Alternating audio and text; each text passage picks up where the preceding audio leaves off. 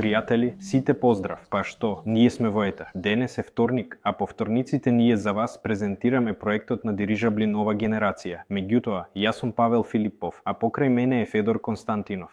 И, во основа, токму со тоа денес ке се занимаваме. Така што, ако се уште немате целосна представа за тоа што е проектот на дирижабли нова генерација, кога ќе ги лансираме првите дирижабли и воопшто како планираме да ја комерцијализираме оваа индустрија и оваа бизнис насока, тогаш сте на вистинското време и на вистинското место.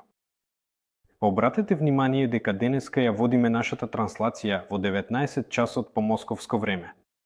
До сега беше во 5 часот и токму сакаме да видиме дали ќе има повеќе гледачи, дали ќе ви биде така удобно. Затоа пишувајте, дали ви се допаѓа повеќе 19 часот или можеби некое друго време. Во целина ќе експериментираме и ќе се стремиме да постигнеме максимално удобно време за сите наши транслации. Не заборавајте да ставите лайк, не заборавајте да направите репост, бидејќи токму тоа го забрзува финансирањето на проектот. Имаме проект народен, проект во кој учествува голем број на луѓе, па затоа, вклучително и од вас, од гледачите, зависи колку брзо ќе се развива овој проект. Затоа, не се мрзливете, тоа многу важно. Веќе ја водиме втората транслација во канцеларијата на компанијата Нова Дирижабли, настојателниот офис каде што веќе работи тимот. И за тоа, за новостите, подетално ќе ви раскажеме. За неколку дена. Денес ќе ја презентираме и ќе започнеме од самите основи. И како што знаете, пред да се зафатиме со овој проект, беше направена огромна работа. Изучиле големо количество технологии и различни талентирани луѓе, кои предлагале различни бизнис идеи базирани на нивните технологии, но Solar Group се одлучил токму за дирижаблите. И тука сакам да му упатам прашање на Федор, зошто токму дирижабли, зошто одлучивте да се фокусирате на оваа бизнис насока?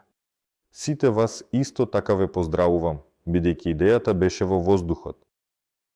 Идејата висеше во воздухот и тоа е. За сите. Сега ќе објаснам зошто.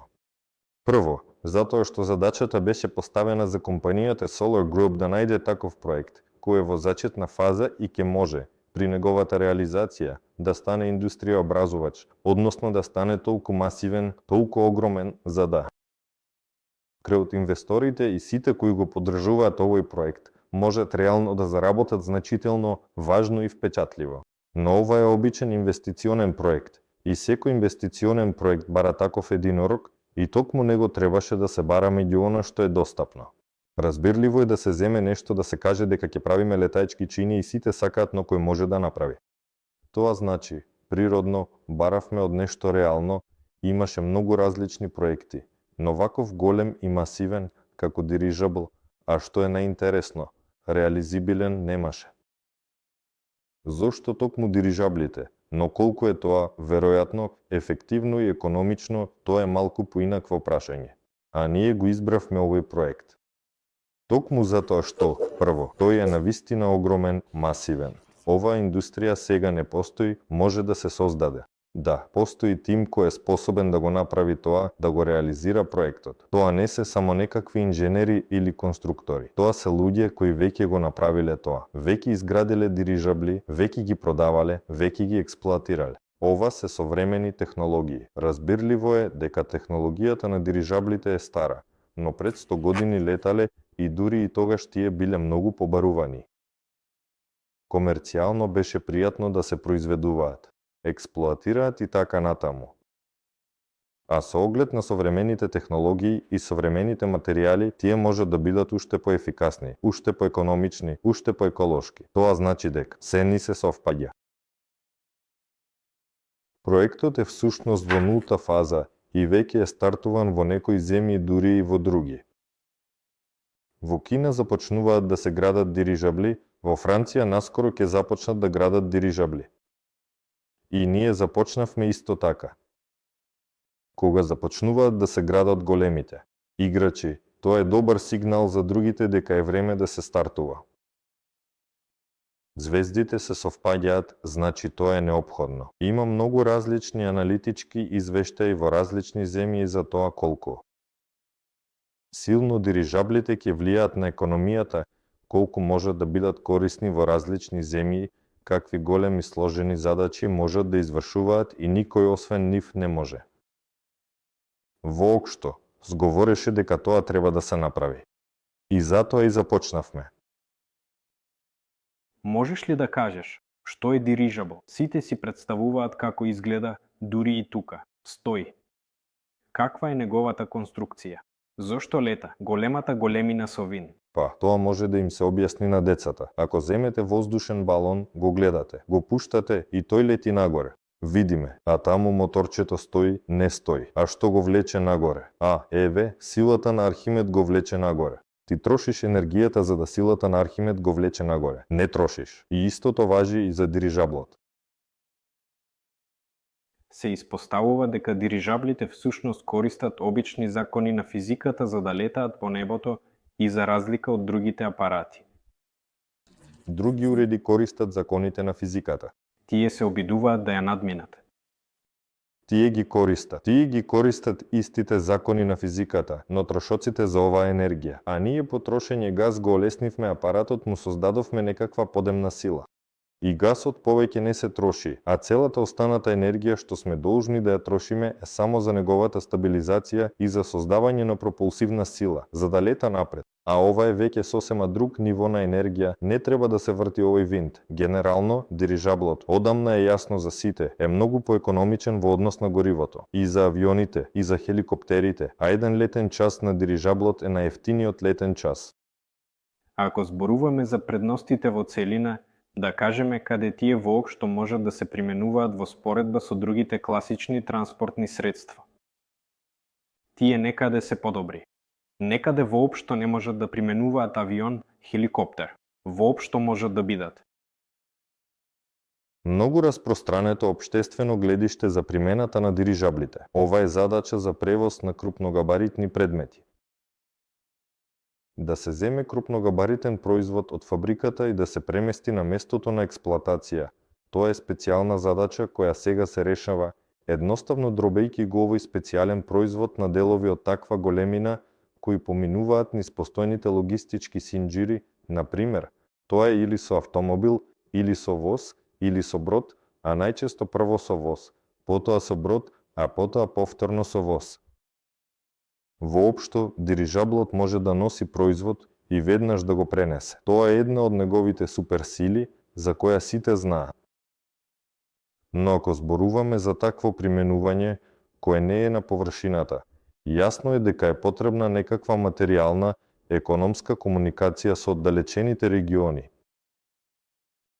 Тоа може да го извршуваат хеликоптери. Например, тоа може да го извршуваат и авиони во услови, ако има каде да слетаат, има слетна писта. Хеликоптерите можат да го извршуваат тоа, но е скапо и се ограничени по растојание. Дирижаблот, па во перспектива, јасно е ограничен по растојание, но може да лета многу подалеку од хеликоптерот. И да пренесува товари на луѓе. Можеби и товари на луѓе. А што е најинтересно, тој може да функционира како таква инфраструктура, создавајќи објект околу себе. Тоа значи дека условно постои некое населено место, каде што недостасува, например, медицински центар или каков било енергетски пункт или нешто друго, дирижаблите имаат можност директно да донесат.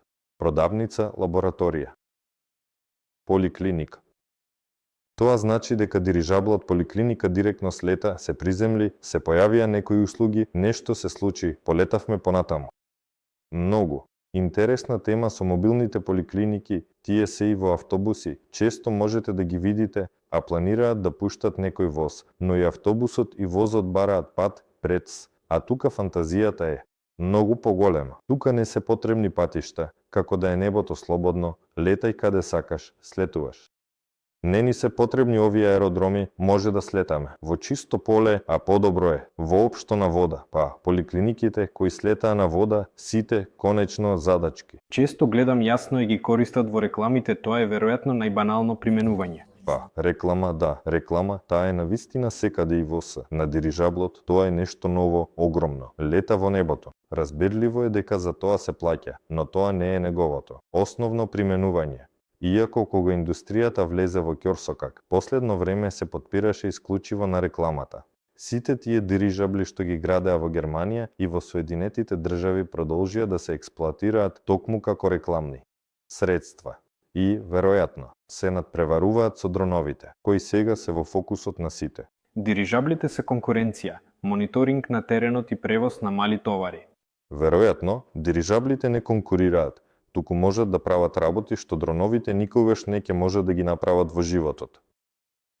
Да се задржиш неколку дена над некој град или да пловиш во текот на неделата покрај природната заштитена територија, да следиш пожари. Каков дрон? Половина час, максимум 1 час. Најистакнатите крилати дронови, да, тука е малку поинако.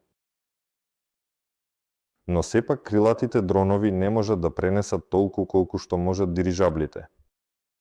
Еве, во нашиот век на обезбедување се смета дека станциите летаат со роботизирани системи. Ова ќе биде цела летаечка лабораторија. Таков дрон ќе може да стане носител на дронови. Ова е предизвик. Кога лета голем дирижабел, од него се распрснуваат дронови, прават одржување, некаде нешто и се враќаат назад. Тоа значи дека не е конкурент, туку повеќе како дополнителен инструмент за да во симбиоза стане подобро. Тоа значи дека има многу насоки на примена, а истовремено, секако, овие насоки постојат и сега. Хеликоптерите пренесуваат товари и луѓе, а авиони прават. Во што е предноста на дирижаблот? Зошто да се користи?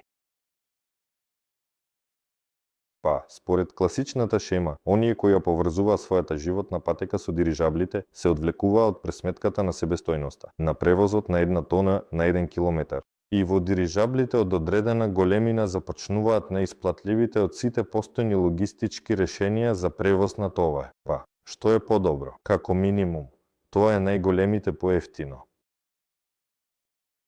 Тоа значи дека можеме да правиме исто со товарите, поевтино, плюс дирижаблот носи уште поголем товар. Цената на дирижаблот е пониска. Ако се споредува производството на хеликоптер или дирижабл, дирижаблот е поевтин при истите капацитети за носивост. Ако се споредува со авион, тоа е многу поевтино од авион тој.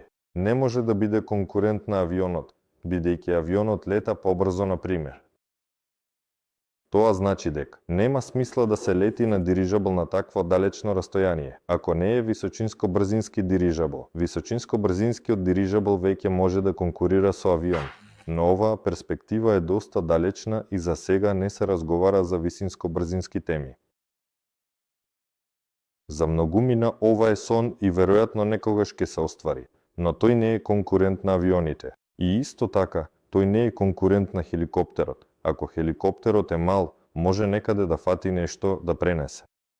Но дирижаблот сепак е поголем, тука нема што да се лукави. Тоа значи дека си има своја примена и дирижаблот има своја голема, обширна примена која не се преклопува. Ни со едното, ни со другото тој едноставно дополнува. Ние добиваме дополнителен воздушен инструмент за извршување на некоја работа, која сега не се извршува, но може да се изврши дополнително. А ако погледнеме на конкурентите, за кои ти веќе денес зборуваше, во кои насоки се насочуваат. Например, знам дека Брим се позиционира за спасителни операции, нели? Па, не дека тој се позиционира, него воопшто создава такво впечатление, како да се изградил дирижабел ковчег. Тој тоа го рече и за спасувачките операции. Нешто е уништено, може да се подлети некаде, но во целина тоа беше неговата станица, ако се случи некој хаос да се подигне и да се издржи. Но таму воопшто не е сгладко со неговиот дирижабел, тешко дека ќе успее во тоа што ќе успее и треба да им каже на сите благодарен. Ете, на тоа да завршиме и сега, знаејќи ги сите овие грешки, да собереме нешто ново. Но дали ќе му биде доволно запалено? Најверојатно ќе биде. А инаку, главно конкурентите, па не конкурентите, туку колеги, бидејќи конкуренцијата е таму каде што пазарот веќе е поделено, а тука, кога не постои, треба да се формира. Така што колегите дирижаблисти за сега главно се фокусираат на туризмот. И генерално тоа е добро, затоа што туризмот на нашата планета, всушност, не знам, треба да погледнам реално колку процент од целото на планетата представува туризмот, ми се чини дека е доволно значаен. Да, и сите сакаат туристички дирижабли, и арабите сакаат, и европејците сакаат, и кинезите сакаат. Кинезите воопшто изградиле овој дирижабел, кој некако подозрително многу наликува на нашиот. На рускиот У-30 му беа спроведени летни испитувања и сега веќе нарачале серија од 10 такви дирижабли. Ова е идентична модел како што сега го прават германците со својот нов Цепелин. Таму 15 луѓе условно влегле. Таму некој час на екскурзија групата се смени. Еве, Кина сега нарача 10 апарати за да ги користи дирижаблите по истата шема. Разбирливо и некако да ги комерцијализира, например. Французите ветуваат дека ќе изградат голем сончев дирижабел, исто така туристички, кој ќе има голема површина покриена со сончеви панели, само на електрични мотори. Тоа е нивната зелена агенда, супер. Туристички. Англичаните прават своји аирлендери. Ова е доволно спорен проект во однос на неговата динамика и с друго. Најверојатно исто така најдоа инвеститор за производство на низа такви апарати за патување од Англија до Северниот пол и назад. И таму, например, цената на билетот е $200,000 по лице. Сигурно нашле публика во која ќе го реализираат, ќе си го покријат тоа градење, но повторно туризмот.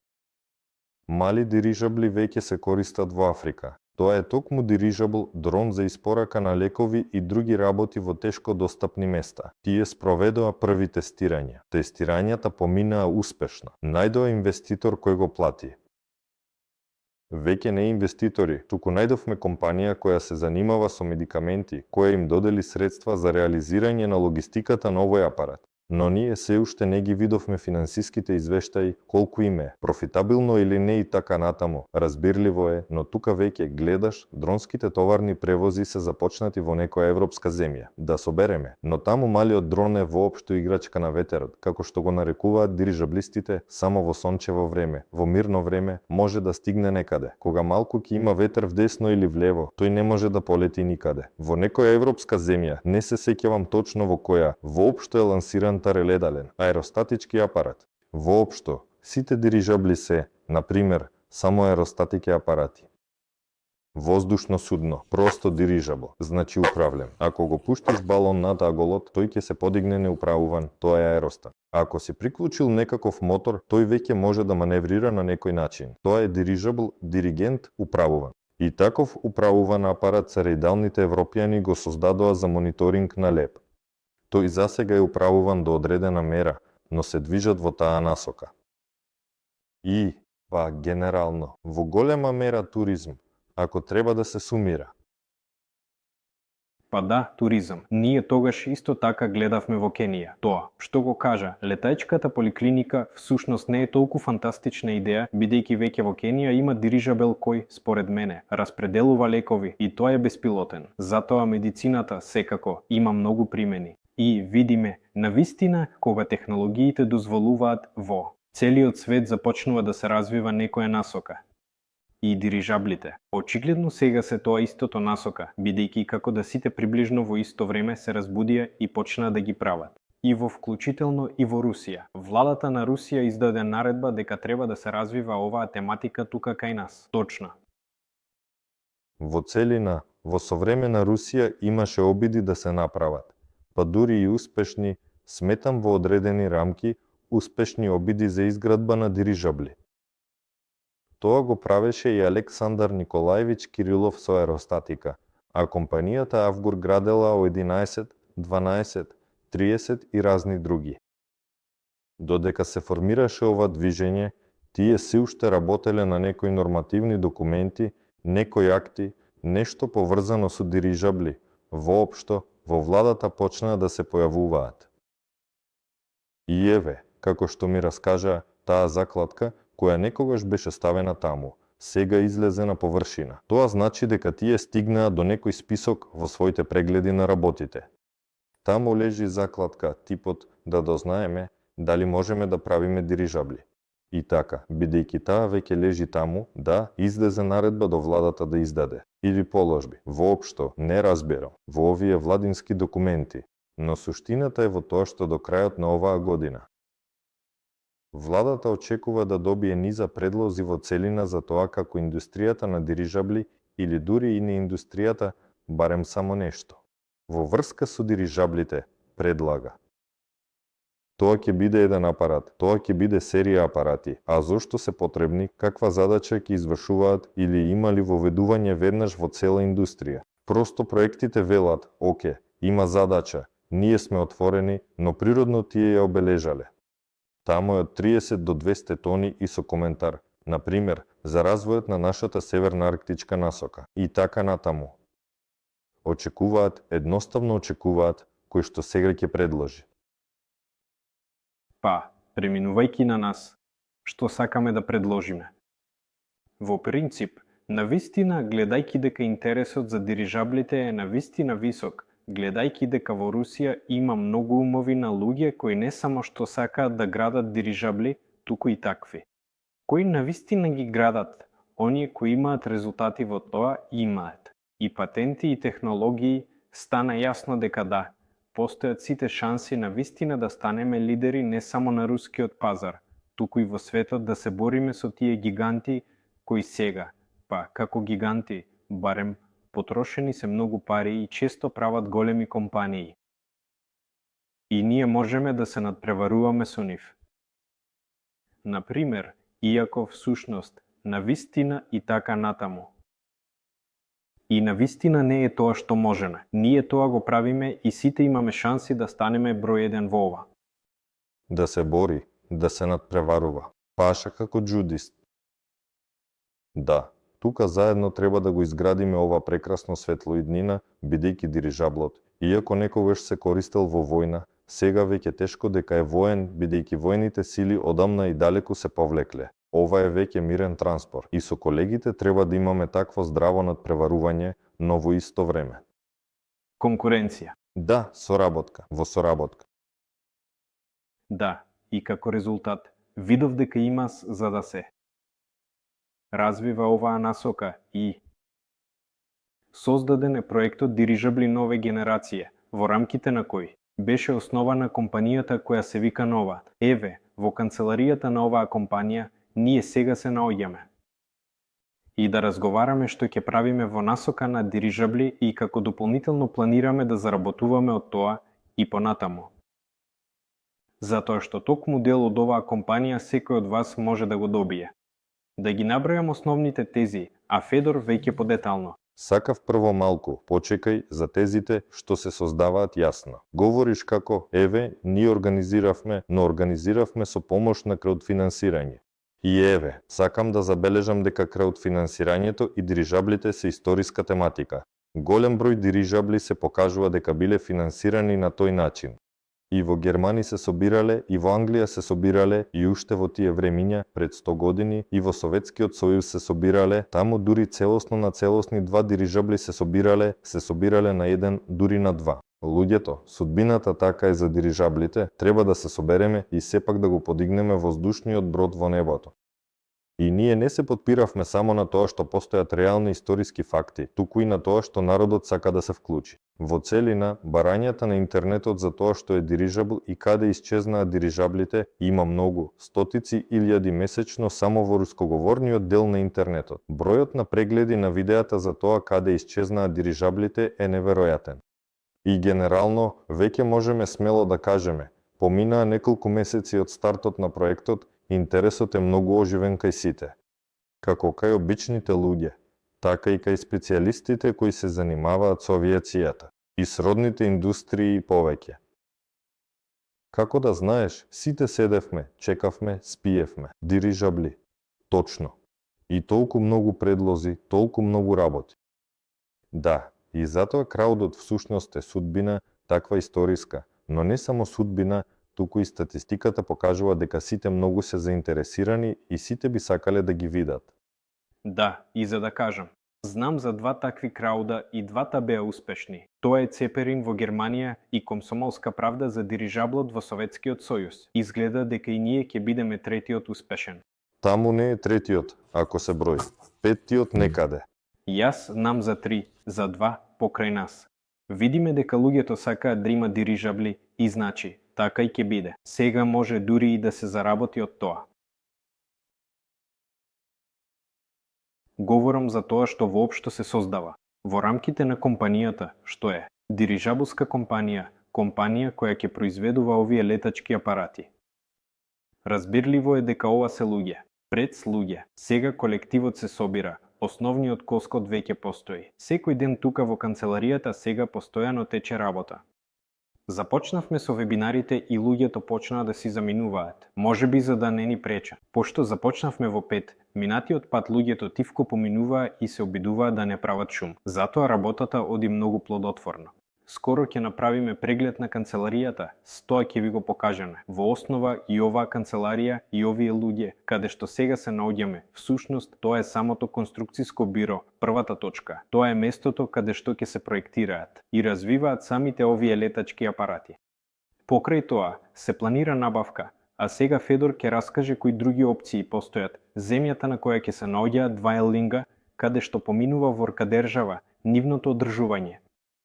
Ова е сопствено производство, каде што ќе се развиваат различни критични компоненти, да речеме, за да не се пренесува целата технологија на некои подизведувачи затоа што некои делови можат да се проектираат и произведуваат на други места. Ова е школа каде што ќе се обучуваат пилоти и не само тоа, туку и странски бизнис проекти. Ова значи дека ова ќе може да се занимава не само со своите дирижабли, туку и да развива уникатни конкретни дирижабли според потребите на клиентите. Ова е насока со која оваа компанија веќе ќе може да се занимава. Говориме за перспектива. Од 3-5 години, токму она што планираме да го направиме во рамките на тековниот проект, тековниот буџет, за кој исто така ќе зборуваме, но веќе ја гледаме компанијата 10 години напред. Сега ќе ви покажеме тоа. Федор, да продолжиме со повеќе детали. Еве го конструкциското биро, првиот таков загадка кај нас. Што се случува тука сега? Во принцип, ние сме во тоа истото конструкциско биро. Што ќе се случува? Да, ние оваа презентација ја направивме на вистина доста одамна и проектот значително еволуира и уверено се движи кон првата фаза, а нултата фаза е предстарт. Затоа зборувавме дека нешто може многу да се менува, а презентацијата особено. Во целина, зборот конструкциско биро е добар. Конструкциското биро ќе се формира и веќе се формира, но генерално ние формираме во поголема мера управувачка компанија, холдинг, во кој ќе влезе и конструкциското биро, и тоа веќе прекрасно го разбираме. Во оваа канцеларија се формира коската на овој холдинг. Тука не се само конструкторите, тука и финансиската компонента, комерцијалната компонента, производствената компонента, а секако и конструкторската компонента. Конструкторската компонента во голема мера е како експертски совет, како научно-технички. И измислиле, дури не измислиле, вие сте таму. Потоа малку. Подетално ќе раскажеме. Во основа, првично сега овде во канцеларијата. Ќе биде формирано како главно предпријатие, дури и така може да се нарече, од каде што ќе се управува со развојот. Разбирливо е дека и тука ќе се водат некои разработки, но токму за формирање на полноценско конструкторско биро внатре во целиот овој холдинг.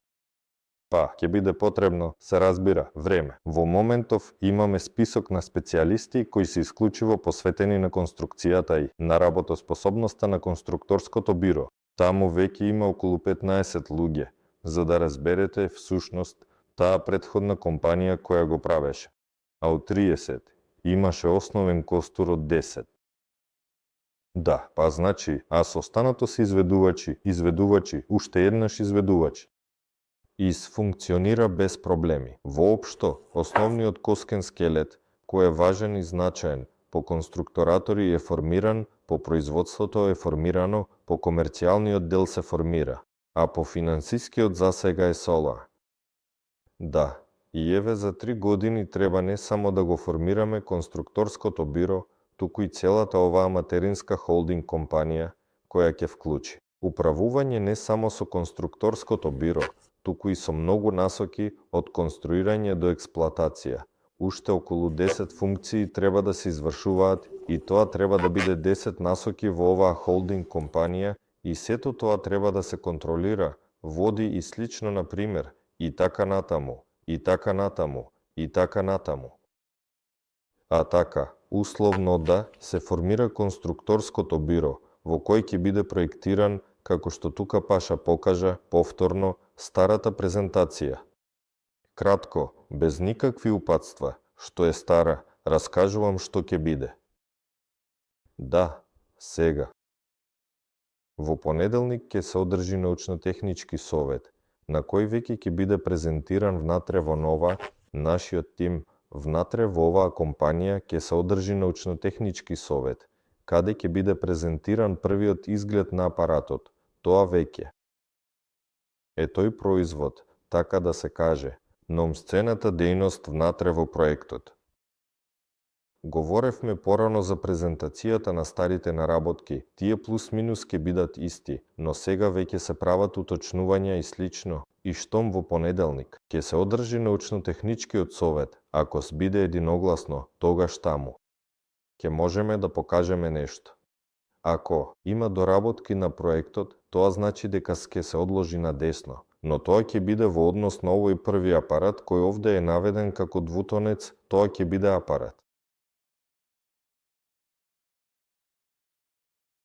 Тука е наведено дека ќе произведеме два, но всушност можеме да произведеме и повеќе, но доволно е да го направиме првиот апарат. Првиот апарат ќе го направиме за година дена, можеби дури и побрзо. Тој ќе биде направен во целосно беспилотна верзија. До тоа веќе дојдовме. Најверојатно, на научно-техничкиот совет ќе го потврдиме тоа. Тука сепак ќе има некоја природна гондола, таа ќе биде сменлива, или опционално пилотирана, или целосно беспилотна, или беспилотна товарна, или опционално пилотирана товарна. Воопшто, сите овие работи ќе се менуваат, но што е најважно, поточно зошто, што е воопшто овој проект. Ова е најбрзо, реализирано, најефтиното. Условно демонстратор на нашите можности и во голема мера можности не конструктивни, туку организацијски. Тоа што дирижабл може да се конструира и да се подигне во воздух, ни го докажаа пред век повеќе. Сега прашањето на нашиот колектив, односно ние демонстрираме тоа што гледате и самите на себе. Се организиравме, го изградивме апаратот, ни требаше година за тоа, потрошивме конкретно количество, енергија, пари и така натаму. Но да, тој повторно не е само доказен. Типа, се искачивме во небото. Сепак, кај него веќе се проследува комерцијалната примена. Во истиот беспилотен режим, тој ќе може да извршува задачи за превоз на товари, како дрон. Вемоло, според некој мониторинг, вемоло, и тоа сега се формира. Ова се неговите технички карактеристики. Во техничките карактеристики се вклучува 100. Во понеделник ќе има совет. По советот ќе ја уточниме презентацијата, но апаратот се гради повторно, не е единствен. Процесите се организираат на таков начин што сето тоа може да се произведува во серија. И вториот апарат овде е наведен како 10-тонец. Тоа е следниот кој ќе започнеме да го произведуваме по овој првиот апарат. Тој веќе ќе биде посериозен. Тоа значи дека ако овој го планираме, од 500 килограми до полутон. Тука беше наведено 2, ова е исто така малку таму, воопшто, следниот 10 тони е многу сериозен апарат. Ова е цврста шема. Ова се веќе малку други рокови, ова се веќе природно други пари, друг ниво на одговорност, но и друга природно цена на апаратот, цената на услугите кои може да ги нуди. Ова е следниот чекор. Научно-техничкиот совет за неговите технички карактеристики, за неговиот надворешен изглед, компоновка и така натаму. Мислам дека ќе се одржи некаде поблиску до нова година, можеби дури и малку по нова година, но во рамките на овој проект се планира нивно градење на овие апарати. Естествено, веќе се определуваме со точниот облик, неговите карактеристики и така натаму. За него точно ќе биде потребно да се произведе еленк, бидејќи за првиот апарат исто така планиравме да произведеме еленк, но размисливме зошто да не го намалиме малку за да може да помине во стандардните авиониски хангари кои се присутни насекаде со врати 12 на 12 метри, за да не вложуваме во изградба на почетокот, туку да ги потрошиме парите од проектот. Поефикасно. Не потрошувај, туку вложувај, се разбира. Иако, вложувај се во градежништво и нема да пропаднеш, но ние сепак вложуваме во небото и сигурно нема да пропаднеме. Направивме апарат помалку и тука презентацијата ќе биде за 2 елинга, но ние за да го скратиме времето од 3 години, првично планиравме првиот апарат да го подигнеме по 3 години, но тоа се судри со изградбата на Еллингот. Сега сето тоа го скративме на 1 година, првиот апарат ќе полета за 1 година, нему всушност Еллинг не му е потребен, а за вториот апарат, се разбира, веќе ќе се гради сериозен Еллинг. И за него ќе биде потребна земја. Да, еве ја земјата еллинзите, а во еллинзите како тоа ќе изгледа, што точно ќе се случува со нив. Елингот не е гаража за складирање на дирижабли, иако може да се користи за тоа. Сите дирижабли ќе се градат со слободно улично складирање, како што мирно стојат авионите и хеликоптерите. Разбирливо, треба да се стават чехолчиња на лопатките, нешто воопшто улично складирање. И дирижаблите ќе се проектираат токму такви. Еллинг, тоа е поголем дел од собирен цех. И такво место за извршување на тоа, кога се влегува дирижаблот, исто како и автомобилот, има некаква циклус, кога треба да се провери нешто, да се замени нешто, понекогаш дури и да се поправи нешто. Тоа значи, во голема мера, дека Еллингот од собраниските работилници првично каде што пристигнуваат сите компоненти, од овие компоненти, се раѓа дирижабл и понатаму може да биде слободен и да се движи на улица, но сепак периодично ќе мора да се враќа во Еллингот и овој Еллинг треба да се изгради. Секако, постоечки еллинзи за огромни апарати, а 10 тоникот веќе го сметам за огромен, иако не суперхромен како 200 тониците, но во рамките на обичниот човек, само да се погледне на апаратот и да се каже дали е мал или не, 10 тоникот веќе не е мал и може да се користи. Секако, постојат работилници, не се сеќавам како се викаше фабриката, која се градела во Краснојарск, таму за да се создаде производство за изградба на овие водни пловила кои се движат по реките и морето, и таму се огромни врати, самата работилница е огромна. Чисто теоретски, во неа дури може да се собере.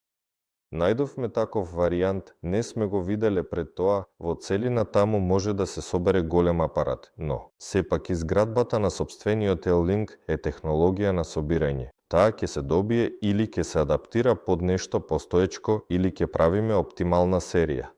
Секако, изборот на оптималната серија треба да биде летање поле, а таму во реката. Во реката може да се воведе дирижабл, но неверојатно е дека Еллинги ќе обработиме со излез на реката. Тоа значи дека треба да се гради свој Еллинг и тој ќе се гради. Тоа е и капитализација, разбирливо, на компанијата, тоа е снејзино. На која земја? Прашање. Тој ќе се гради. Паша рече дека има неколку варијанти, а реално варијанти има неколку, но за универзумот, како и секогаш, има само еден. Тој кој ќе биде.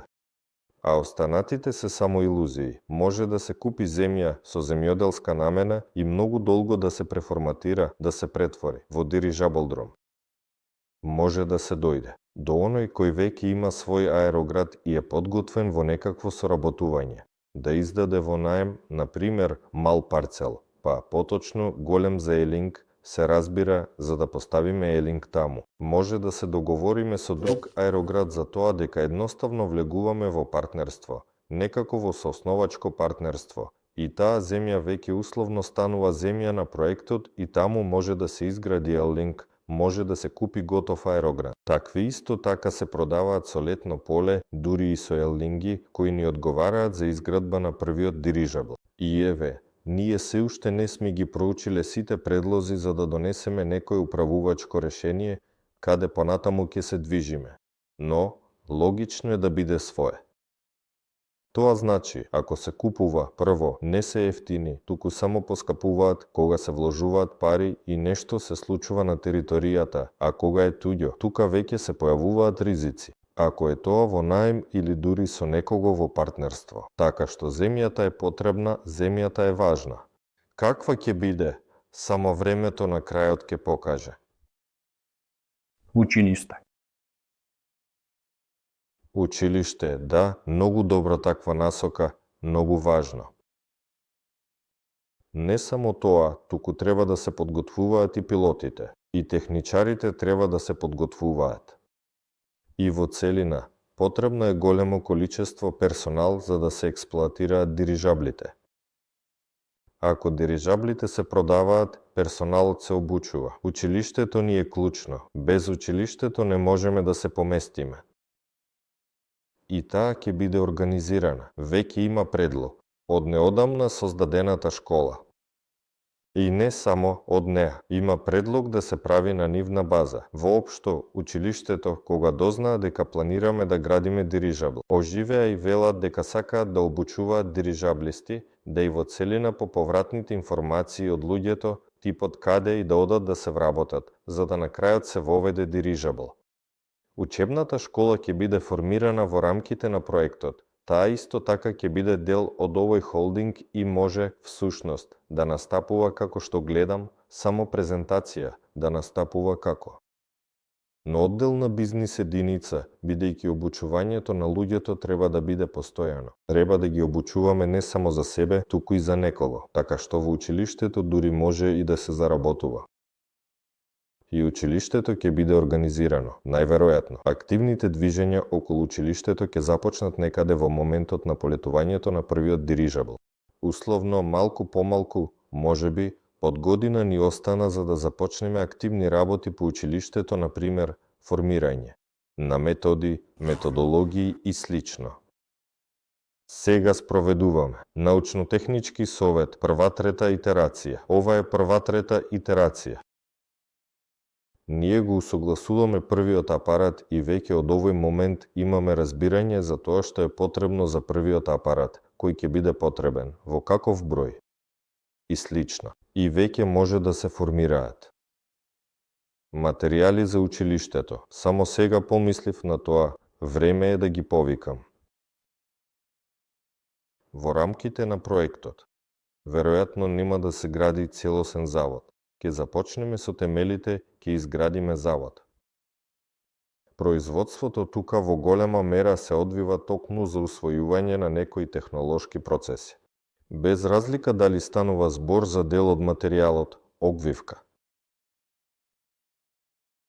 Без разлика дали е некој. Дури и ова, програмирањето на системот за управување условно спаѓа под. Тоа е поимот на производството кој го вложивме тука. Воопшто, тоа се некои критични технолошки процеси, без кои никој не може да го копира она што ќе го правиме. Поради тоа, работиме во соработка, не треба да изградиме фабрика на дирижабли. Фабрики во земјата веќе постојат. И можно во широка кооперација дирижабл да се создаде, но ако не оставиме зад себе некои технологии, некои технолошки процеси, никому ништо не му пречи во истата кооперација да побара да се направи истото, ставајќи ознака таму за заобиколување на патентите, интелектуалната сопственост и слично. Во таков смисол, да, производството ќе се создава. Додека имаме плоштади, имаме партнер. Ова е знак. Еден од лидерите на проектот е Руслан. Руслан ќе биде одговорен за освојување на производството, за неговата понатамошна локализација, за сериозноста. Руслан веќе има своји простории, веќе има и технологии некаков. Машински парк се разбира. Може малку да се прошири, бидејќи задачата сепак е уникатна. Претходно работа, условно со друг, но на неговата основа веќе може да се прави тоа. Така што тука нема да има посебни капитални вложувања, но самото поседување на технологијата е како интелектуална сопственост. И така, кога имаме нарачатели, ние исто така зборувавме за нарачателите. Дека оваа компанија, во перспектива на неколку години, покрај тоа што го спомена, ќе може да извршува и надворешни нарачки. Например, корпорацијата може да се обрати и каже дека има таква задача. Потребен е таков дирижабл и ќе има можност да се проектира таков дирижабл за неа, да се организира производството. Во перспектива од 3-5 години, токму такви нарачатели ќе се појават, бидејќи штом за една година го подигнеме во воздух демонстраторот. Искуството на минатите години, па и во целина, интуицијата сугерира дека ако некој има потреба од дирижабли, веројатно ќе се обратат таму каде што знаат да ги подигнат во воздух. А ако ние тоа го направиме, значи дека тоа сме ние. Постои разбирање за тоа кој може да дојде и со какви нарачки. Се уште е рано да се зборува за тоа, се разбира. Проектот го планираме на 3-5 години. Ова е одредена сума на финансирање. Тоа се одредени рокови, поврзани дури и со добивањето на сертификатот и лиценцата за овој апарат. Ние ќе го подигнеме за 1 година, пократко. Време ќе добиеме експериментален. Прв на него за лидерот. Тоа значи дека веќе условно може да демонстрира некаква комерцијална применливост врз основа на оваа лиценца, но да се добие сертификат за тип за да може да се произведува во серија, тоа е уште доволно сложена процедура во која може да се чека 1 година, може и 3. Перспективата од 3-5 години е за тоа што апаратот веќе има сертификат за тип, веќе се произведува во серија и носи комерцијална добивка од неговата експлоатација или продажба. Затоа проектот е на 3-5 години, но нарачателот може да дојде и порано, по демонстрацијата да плати. Тој ќе каже: "Оке, момци, направивте апарат со такви и такви карактеристики, ми треба 2 пати поголем или полутон помалку, но полутон помалку, тоа е нелогично. Веројатно ќе биде потребно повеќе. Нарачателот ја плаќа оваа разработка, па така, вие како краудинвеститори веќе имате некаков профит од тоа." Тоа значи дека сега зборуваме токму за создавање на матична компанија, па затоа секој приход што ќе го заработи оваа компанија, без разлика на тоа како ќе го заработи, вклучува и заработката на инвеститорите, независно од кои било матични компании кои ќе се создаваат во рамките на истата група компании или холдинг, сепак ќе ги основа токму компанијата нова. И еве, токму сега го покажувам следниот слайд, перспективите за веќе 5-10 години, може да се види дека тука има повеќе елингови и значително повеќе апарати. Што тоа значи? Првата задача сега е да се создаде таа компанија која ќе започне да заработува пари, која ќе биде одржлива, која нема да зависи, меѓу другото, од инвестиции. Естествено, во овој момент и инвеститорите заработуваат. Ние мора да продолжиме понатаму и сега имаме разбирање за тоа каде да продолжиме, какви апарати можеме да правиме, но тоа веќе ќе се прави или со профитот што ќе се добие или преку дополнително финансирање, што исто така е нормално за бизнисот, но тоа веќе нема да биде во рамките на матичната компанија, односно компанијата нема постојано да привлекува средства, тоа веќе ќе бидат токму ќерки компании. Например, таква ќерка компанија може да се занимава конкретно со стратосферски дирижабли. Ние денес не зборувавме за нив. Раскажи, што се тие апарати кои планираат да се направат, а можеби, особено за стратосферските, кои многумина ги интересираат. Па да, за сите апарати за стратосферата.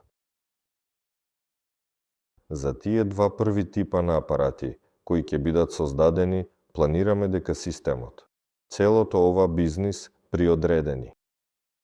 Соодветни променливи во нашата рамка за 3-5 години ќе достигне самоокупливост. Тоа е нивната серијност, применливост. На нив има некаква реклама. Не само продажба на тонови и километри, туку и на некои конкретни услуги. Тоа е проектирање условно на некои специјални апарати за други нарачатели и машината генерално веќе е ставена на шини условно и тргнала. Но понатаму, да, за развој на дрвјата на 10 тонови, веројатно, само започнуваат. Ова е вистинска малечка. Сите се согласуваат дека треба да се гради следната фаза. 20 е интермедијарен, 40 е добро, 200 е идеално. Повеќе од 200 веќе прашања. Дали вреди да се влезе таму, дирижаблите имаат таква математичка особеност, што колку е поголем, толку е поефикасен, толку е поекономичен и колку повеќе му е потребен на пазарот од една страна. Од друга страна ќе изгради и еден таков апарат. Па, веројатно, ќе му се најде некое применување. Да се изградат 4 такви апарати, двутонци, веројатно сите примени на него на планетата ќе бидат, например, исцрпени. Но ако изградиш, например, 100 такви апарати, Економскиот климат на планетата веќе ќе се менува. Има блогер и многу аналитичари кои се согласуваат дека воопшто може да се создаде новиот пат на свилата, да се изградат стотина вакви двутонци, да се изгради правилен маршрут кој се совпаѓа со ветровите и слично. И можеби ќе станеш најбогатата личност на планетата или, например, компанија, или можеби, например, група на лица.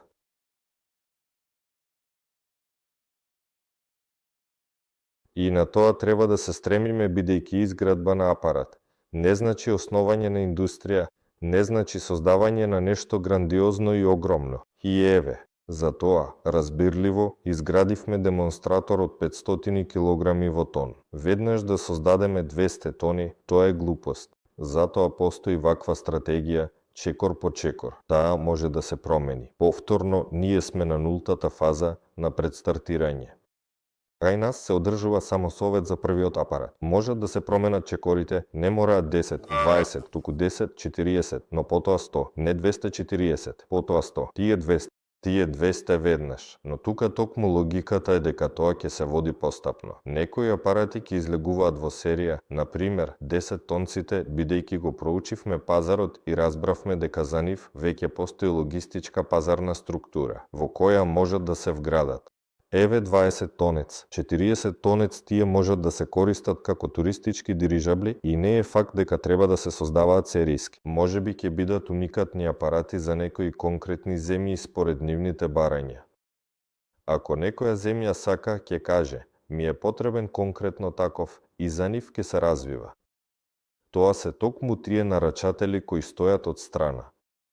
Ако друга земја сака, тогаш, ако е целосно прилагодено со уникатен дизајн и уникатни карактеристики, некаде за лето, некаде за зима, некаде за таква висина, некаде за друга. Во основа се различно, но малку веројатно е дека тоа ќе биде некаков таков апарат кој се произведува серијски како часовник. 10 тони ќе биде таа големина како часовник. Првиот апарат ќе биде како часовник и таа големина ќе дојде.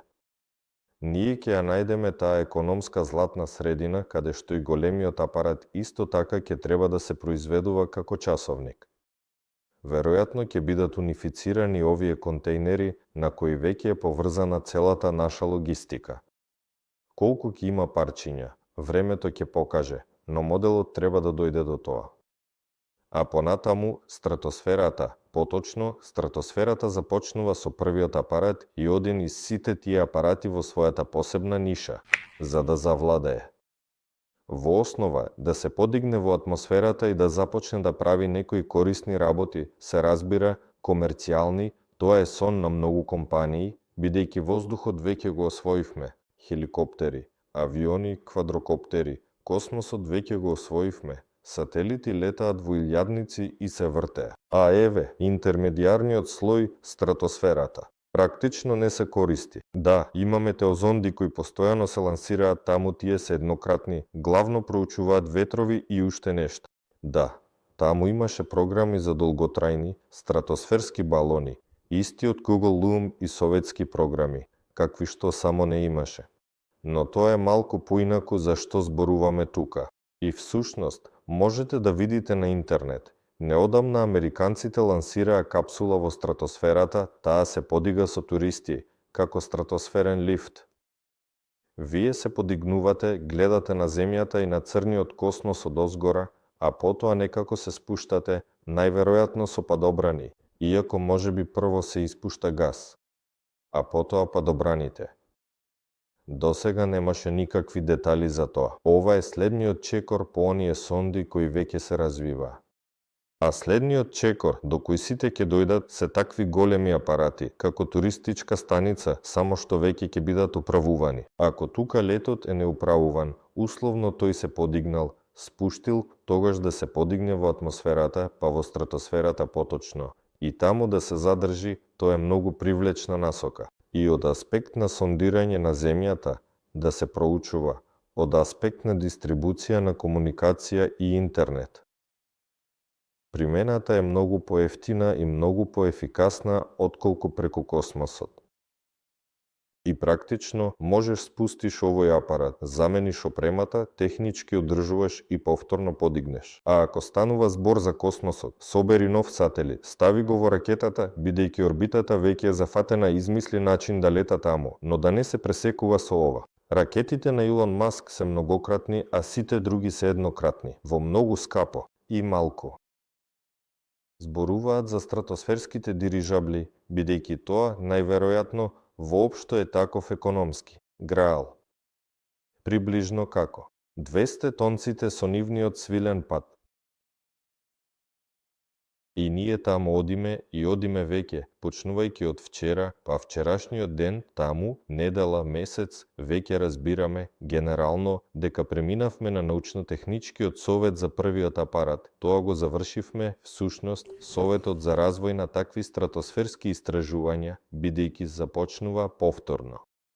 Со стекнување на искуство, со истражувања, со тестирање на апаратурата и така натаму, за првите 6 месеци по стратосферата. Оваа работа веќе ја започнавме. Веќе ветив неколку пати дека наскоро ќе почнеме да ви го покажуваме сето тоа. Па, колку подобро се подготвиме, толку, природно, подобро ќе продолжиме понатаму. И тука брзањето не е потребно. Можеби, на некои такви радосни. Кул тема, лансирање во стратосферата. Интересно оваа работа. И јас можам да си дозволам да кажам таму, еве ние на крајот од септември ќе започнеме, затоа што тоа ме возбудува, но сакам да се занимавам со тоа. Воопшто.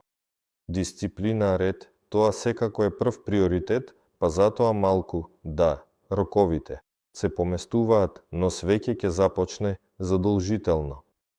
А така стратосферниот дирижабл, тој е соразмерен со 40 тонецот, кој го гледате, и елдингот под нив може да биде еден и ист, што под 40 тони на земјата, што во стратосферата, дај Боже, таму 2 тони ќе може да подигне, затоа што разликата во густината на воздухот на земјата, јасно е, тој е густ. Таму е разреден и подигнувањето тука на истиот обем ќе биде многу поголемо отколку таму, но во целина, градејќи дури и 40 тони, делот веќе узлите и агрегатите ќе се развиваат.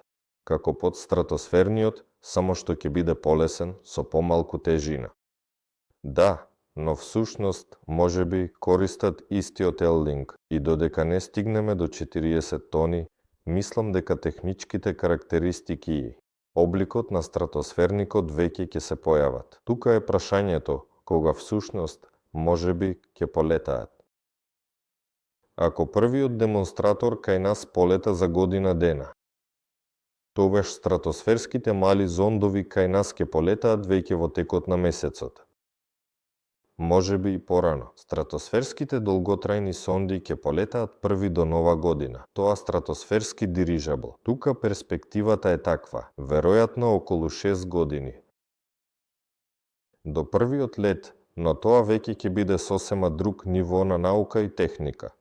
И во целина, полетот на првиот стратосферски дирижабл ќе ја испрати и капитализацијата на компанијата во истата стратосфера, така што за 6 години можеме сите да полетиме од стратосферата. Соодветно, да, овој создавам бизнис. Сега луѓето можат да учествуваат во тоа. При тоа, колку повеќе активно ќе го поддржувам проектот, толку побрзо ќе се реализира с она за што сега зборуваш. Многу мазна подводка. Да. Естествено, се прави на сметка на крај инвестициите, додека не се планира привлекување на голем капитал. Тука е наведено дека нарачателите можат да инвестираат во изградба на уникатни апарати, на пример, туристички или за нивниот конкретен бизнис.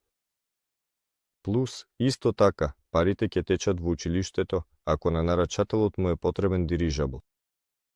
А, инаку, компанијата за експлоатација. Тоа е логично и јасно за сите, додека сами не стекнеме искуство во експлоатацијата, како можеме да му го пренесеме апаратот на некого, така што ќе имаме компанија за експлоатација во оваа матична. Во холдинг структура, што се однесува до големиот капитал, не е планирано. Во првите времиња да се привлече воопшто, да, тоа се крај инвестиции и затоа да, од вашата активност зависи. Колку брзо ќе го реализираме сето тоа, кога ќе го подигнеме првиот, вториот, третиот апарат во воздух, всушност градиме планови врз основа на фактот, односно какви финансии сме добиле, во однос на тоа планираме. И додека планирањето се одвива со ограничени средства, ако инвестициите се реализираат многу поактивно, можеби ќе ги поместиме роковите и ќе се движиме малку поинаку, привлекувајќи повеќе специјалисти и повеќе изведувачи. Во целина, сите се разбираат, логично е, така што не само инвестицијата, туку и лајк и репост ќе помогнат. Така што ако сте генерално за тоа што го правиме, дајте да го активираме во мрежата, најмалку, ве молам, многу е важно. Да, не заборавајте за лајковите, не заборавајте за активноста, запомнете дека директно преку оваа врска, ако сега испратите друга, ќе може да ја погледне снимката, затоа испраќајте. Нека влегуваат или нека ги гледаат снимките. За да се реализира таков проект, веќе неколку пати слушнав дека некоја мала сума, $100 милиони инвестиции, е таа сума која ни е потребна не само за да го подигнеме дирижаблот во воздух, туку и за да изградиме компанија која ќе може сериски да произведува, експлоатира и проектира дирижабли како своји, така и за странски нарачатели и клиенти. Рокот е 3-5 години, како што рече Федор, некаде тоа може да биде побрзо, некаде на вистина ќе биде таму. 3 години, затоа што на некои процеси им треба време, но сепак, ова е повеќе од реален рок на кој сега се ориентираме. Капитализацијата на компанијата, која ја создававме заедно и чиј собственик можете да станете, сега ја насочуваме на бројката од $1 милиард. Оваа бројка е земена врз основа на таа добивка што компанијата ќе заработува во рамките на оваа бизнис модел по класичната шема, како што се оценува бизнисот, кога земаме 3 години добивка на бизнисот, но веќе неколку пати сме рекле дека ова е премногу. Конзервативна оценка за таков бизнис, бидејќи покрај тоа што бизнисот е профитабилен, тој е исто така многу жив и емотивен. Па, сите вие знаете дека компаниите во кои луѓето гледаат перспектива секогаш вредат многу повеќе од 3 профити. Ова е и 10, ова е и 20, а дури има и компании кои вредат 30-50 годишни профити. Затоа овде се ориентираме според максимално конзервативен сценарио, но дури и таквиот сценарио возможува да се зголемат инвестициите што ги правите денес во предстартната фаза најмалку 10 пати. Затоа дури и по овој конзервативен сценарио. Овој проект ќе му овозможи на секого да заработи, дури и на човекот кој нема да инвестира во некои големи суми. Компанијата Нова Да, тоа е таа компанија која го реализира проектот. 49 од оваа компанија се доделува на сите тие инвеститори кои ќе го поддржат проектот. Па, соодветно, во зависност од тоа колку ќе инвестирате, толку дел ќе ви припаѓа. Планирано е дека компанијата ќе биде нова откако ќе стане акционерско друштво. Тоа ќе се случи откако проектот ќе заврши со привлекување на финансирање, ќе издаде 1 милиарда акции, сега Solar Group пак издава 50 милиарди удели кои можете да ги купите. Токму дел од компанијата Solar Group купувате денес, а потоа овие делови, например, ги заменувате за акции на компанијата Нова. Компанијата Solar Group, чиј дел од акциите го купувате во својата рунда, е 49 соосновач на компанијата Нова. Чисто технички, тоа се уште не е така, но во најскоро време тоа ќе се случи. Ова е момент кој е исто така организацијски, задолжително со ова ќе биде. И соодветно на тоа е како гаранција за инвеститорите дека купуваат дел од компанијата Solar Group, тие поседуваат новата компанија. Но кога ќе бидат акциите, тука веќе ќе можете директно да поседувате компанија. Обратете внимание дека денес купувате удели во компанијата Solar Group и уделите не се купуваат по една, не по две, не по 3. Можете да купувате веднаш на големо, да речеме. Кај нас ова се нарекува инвестиционен пакет. Можете да земете пакет на удели за $2,000. И во овој пакет од 2,000 ќе има одреден број на акции, по одредена цена. Понатаму, можете да не инвестирате 2,000 овде и сега. Можете да го изберете овој пакет. дека 2000 сакате да инвестирате и да ги распоредат своите плаќања на одреден број месеци. Според мене, на пакет од $2000 сега е достапна рата дури на 30 месеци. Тоа значи дека плаќате мала сума секој месец и на тој начин ја исплаќате целата сума. Зошто прави така? Зошто прво да не се заштедат $2000 и да се инвестира? Се е во така наречените инвестициони услови, а конкретно во етапите на финансирање. Нашиот проект е поделени на 20 етапи на финансирање и денес ние не сме ни на првиот етап на финансирање, ние сме на нултиот, на предстартниот етап. Во рамките на оваа фаза, ние заедно со вас организираме и, да речеме, го завршуваме организирањето на овој проект, кој се подготвуваше до сега 3 години. Го правиме тоа пред вашите очи и ве повикуваме сега да го поддржите финансискиот проект. И, како што можете да видите, веќе можете да забележите дека овие пари веќе се трошат за потребите на проектот. Најмалку се наоѓаме во канцеларијата на компанијата нова. Со секој етапа на проектот. Проектот решава одредени задачи, што го поместува проектот напред и, соодветно, го приближува до својата цел, кога компанијата, прво, ги привлекува сите потребни инвестиции, а второ, ги реализира тие задачи за кои зборувавме, например, започнува да произведува одреден летачки апарат.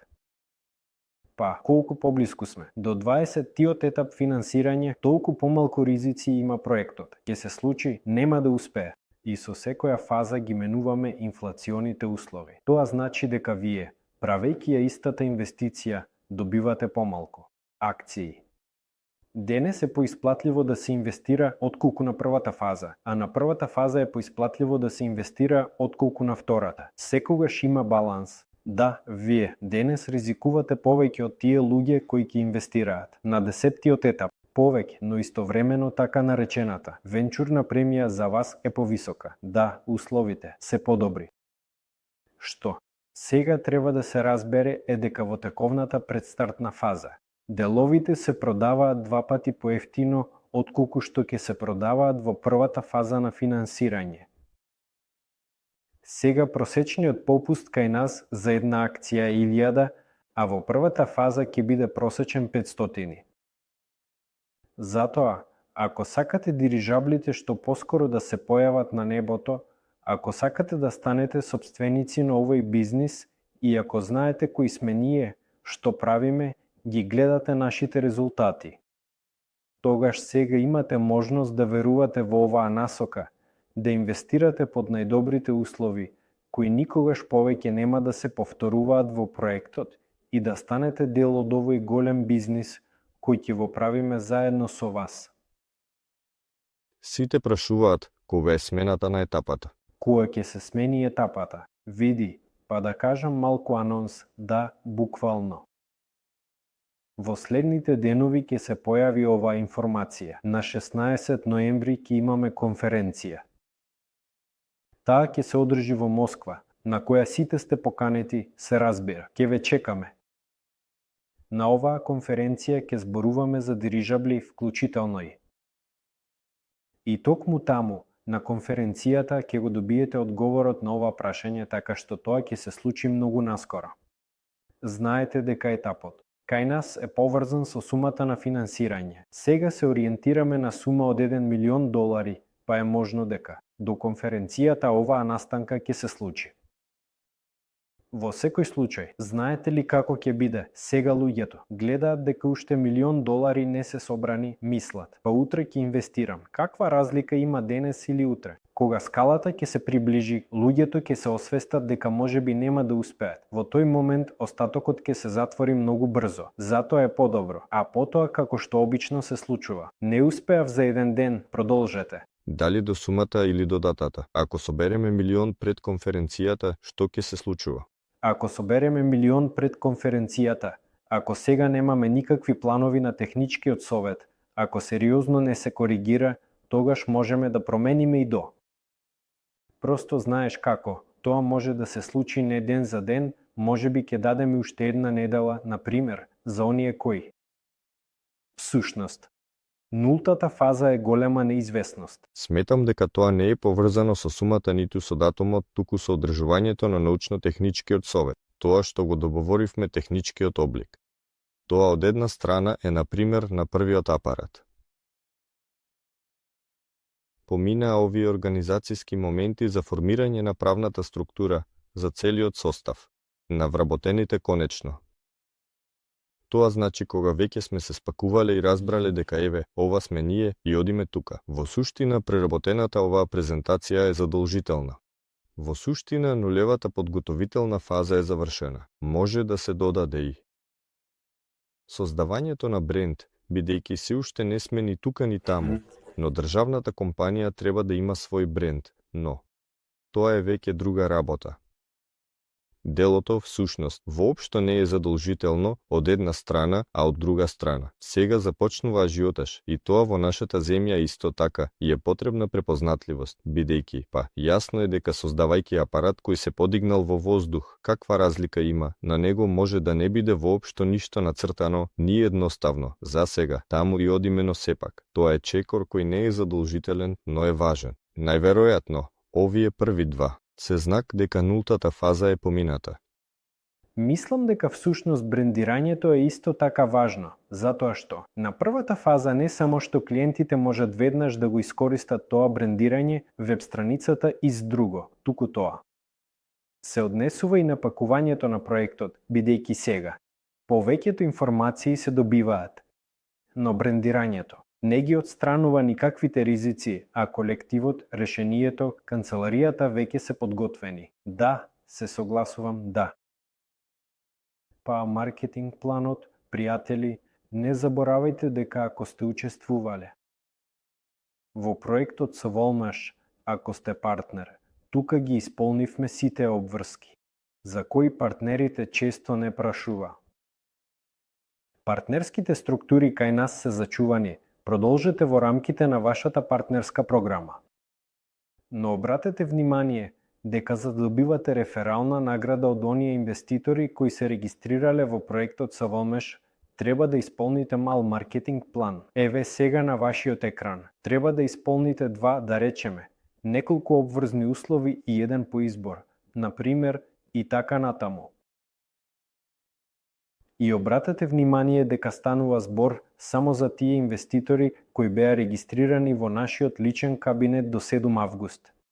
Ако сега луѓето се регистрираат во структурата, тогаш добивате реферална награда во целосен износ при инвестиции во проектот на државното поколение и при инвестиции во проектот со Болмеш. Тука нема никакви ограничувања. Ако сакате да ја користите вашата стара структура, треба да извршите мал маркетинг план. Од друга страна, за тие партнери кои имаат големи структури е особено важно да извршат такво едноставно дејство за да продолжат да добиваат реферално наградување. Сега старите инвеститори многу активно инвестираат во новиот проект. Мислам дека овие услови воопшто не се сложени. И што забавно новите инвеститори радосно вложуваат во стари проекти.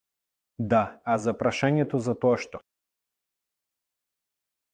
Некои сметаат дека само од стариот проект новите луѓе ќе инвестираат, но сега гледаме обратна ситуација. Да, рекламирајќи го проектот на новата генерација, помагаме во финансирањето и на проектот со Болнеш. Затоа SOLOGOP навистина сега е таква инвестициона платформа каде проектите се дополнуваат и си помагаат да се развиваат. Јас веќе молчам за тоа што можеби и моторите од компанијата со Волмаш ќе бидат поставени на нашите летачки апарати. Затоа тука симбиозата и врската се очигледни.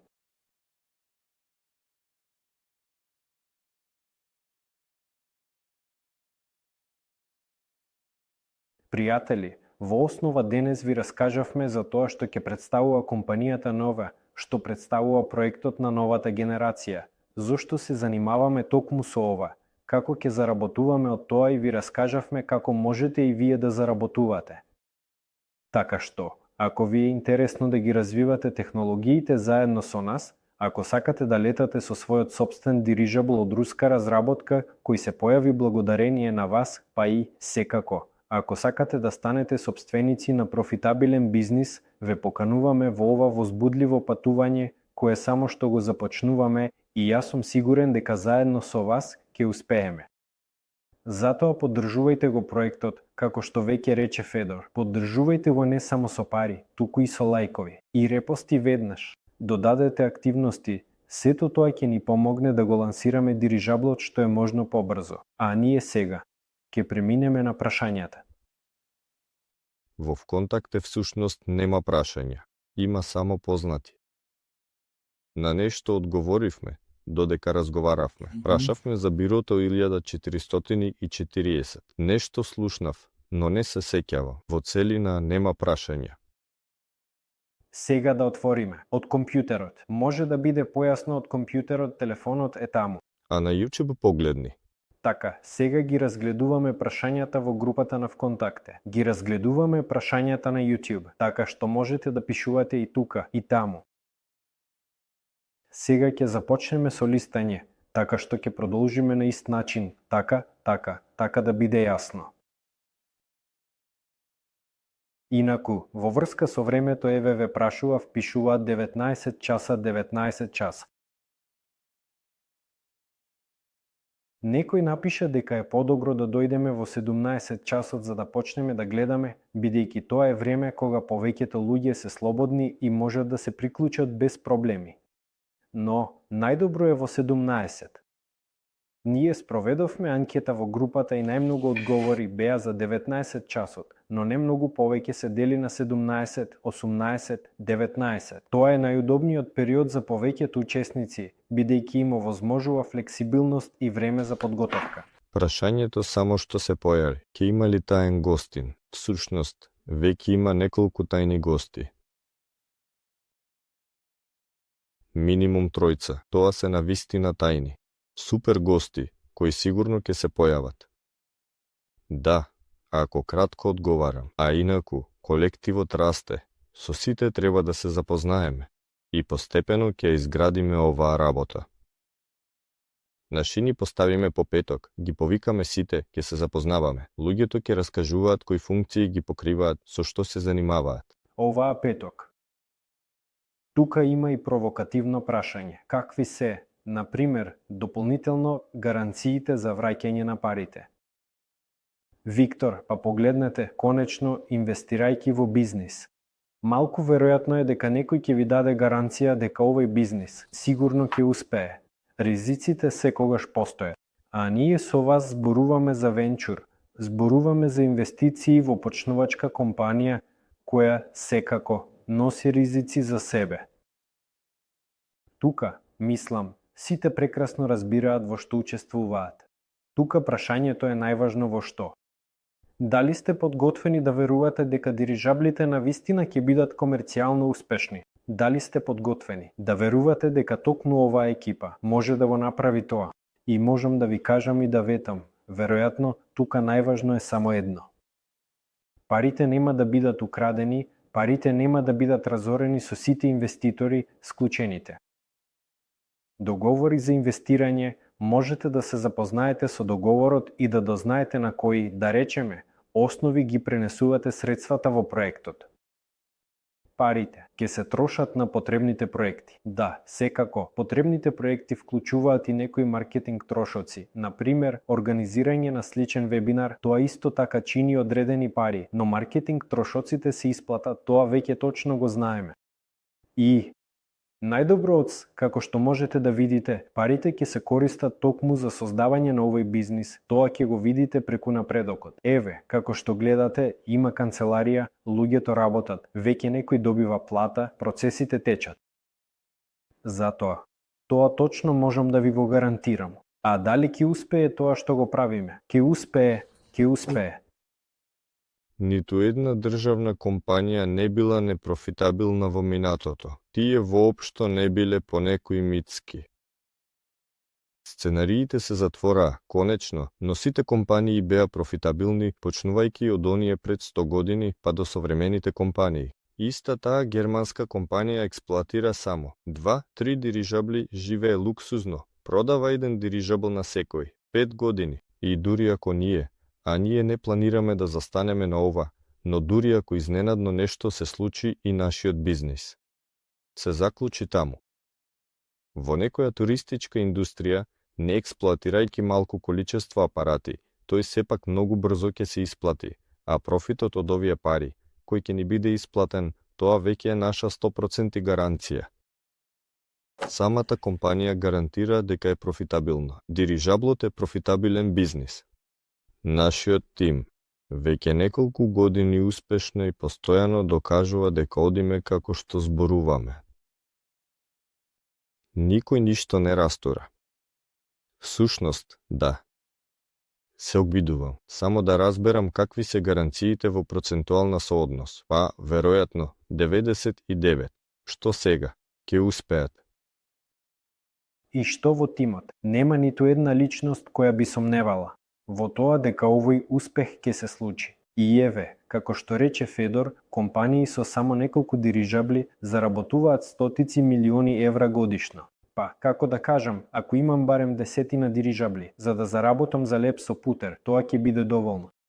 Прашањето е, какви цели си поставуваме? Целите, секако, се многу поамбициозни. Гаранции, конечно, сите правни ќе бидат. Целата правна структура практично веќе е формулирана конечно.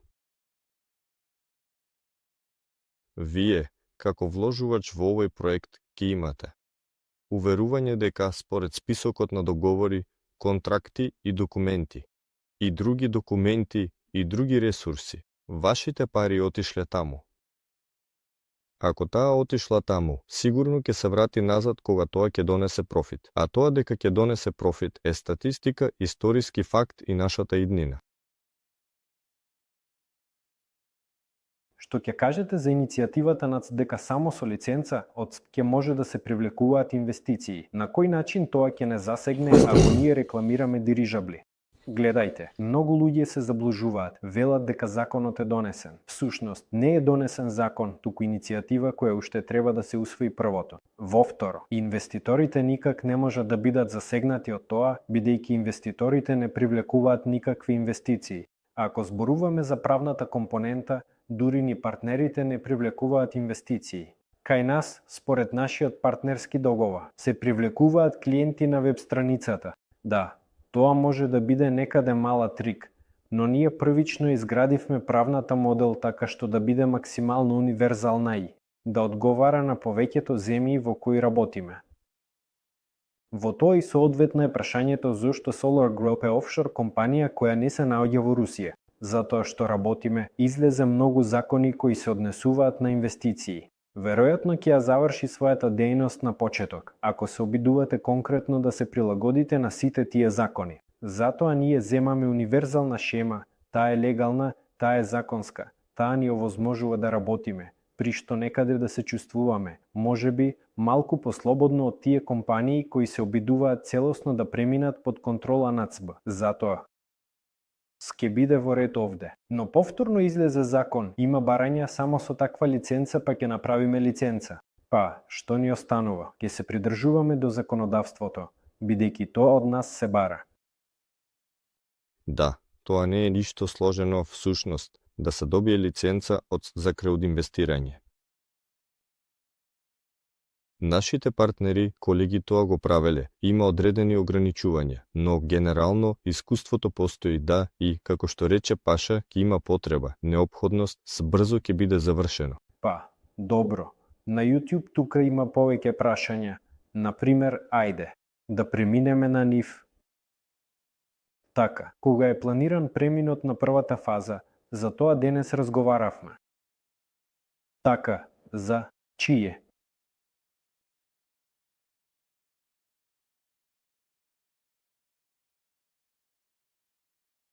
Имаше некои прашања, потоа како да се изгубија, така.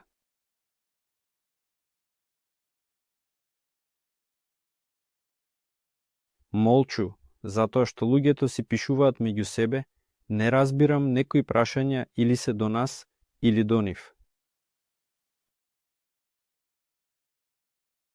Да, навистина многу чудна активност. Фраери, навистина супер сте. А еве, всушност, прашувам за анализа на пазарот. Анализата на пазарот, колку што знам, е во тек. Се доработуваат ли овие? Ние го избравме. Списокот на аналитички извештаи кои сме подготвени да ги набавиме. Проста анализа на пазарот на дирижабли не постои, бидејќи не постои пазар. И тука треба внимателно да пристапи. Таму анализираат логистика, обртите на стоката. Тоа значи малку повеќе, подлабоко, така да се каже, на пример, да се разбере во оваа насока. Има луѓе кои се занимаваат со тоа, тие условно се занимаваат со тоа. Дали ќе ги платиме овие извештаи? И да ги погледнеме. Треба, се разбира. Прашањето е кога. За создавање на првиот демонстратор не е потребно.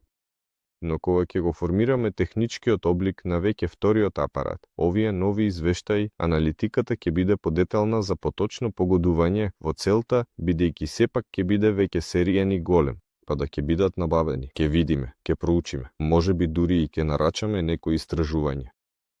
Иако истражувањата ќе ги иницираме и во рамките на нашата матична компанија, посебен совет кој ќе се занимава со тоа. Плюс, да, набавка на надворешни компетенции и нивните извештаи, малку подоцна.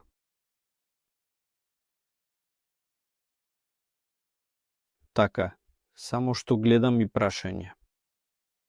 Ти прелистуваш, чекаш додека. Не, читам тука преписка. Тука има еден хейтер кој создаде метеж, например. Што пишува? Секое, дека има сомнежи, да речеме така. Во што? Во нас, во дирижабли, можеби. Чудно. Да, така е, има. Многу голема преписка. Јас се обидувам. Прашањето е токму одсде. Така, ако инвестирам $1000, што? По номинал во личниот кабинет равен на $665,000, како да се повлече сумата. Од акциите, секоја од кои е $100.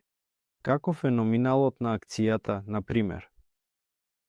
Па, номиналот на акцијата може да се разбере.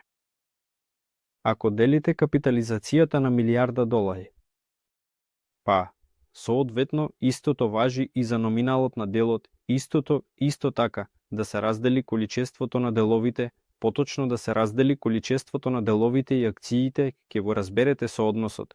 А ако зборуваме за номиналот на самиот дел, тоа е $1, односно Solar Group продава дел по $1, но има попуст за кој зборувавме, па соодветно, затоа постои можност да се земе поевтино во рамките на инвестициониот пакет. Има математичка скалотума и дури сега не го разбирам целосно тоа што го рече. Вечер е доцна, работевме на сонце. Се потпирам на тоа што луѓето гледале на шемата, каде што имаше милијарда акции, $50 милијарди.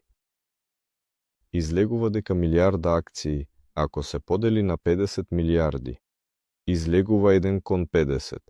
Тоа е размена. Ако се земе номиналот на акциите ќе бидат издадени. Ако милијарда акции и компанијата вреди милијарда секоја акција по $1.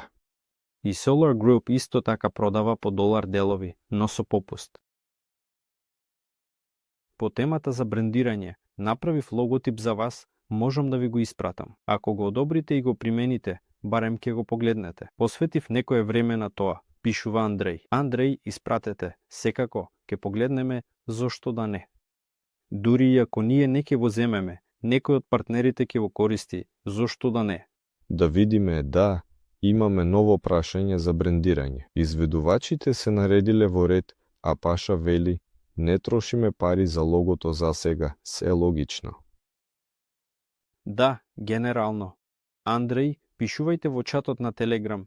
Има линк директно во описот на оваа транслација, на овој вебинар. И таму ќе го видиме сето тоа.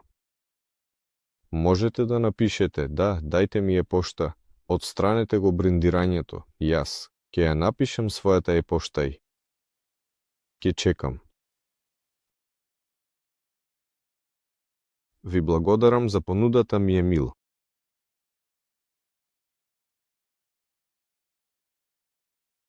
Тоа значи не 1:1, акциите не се 1:1.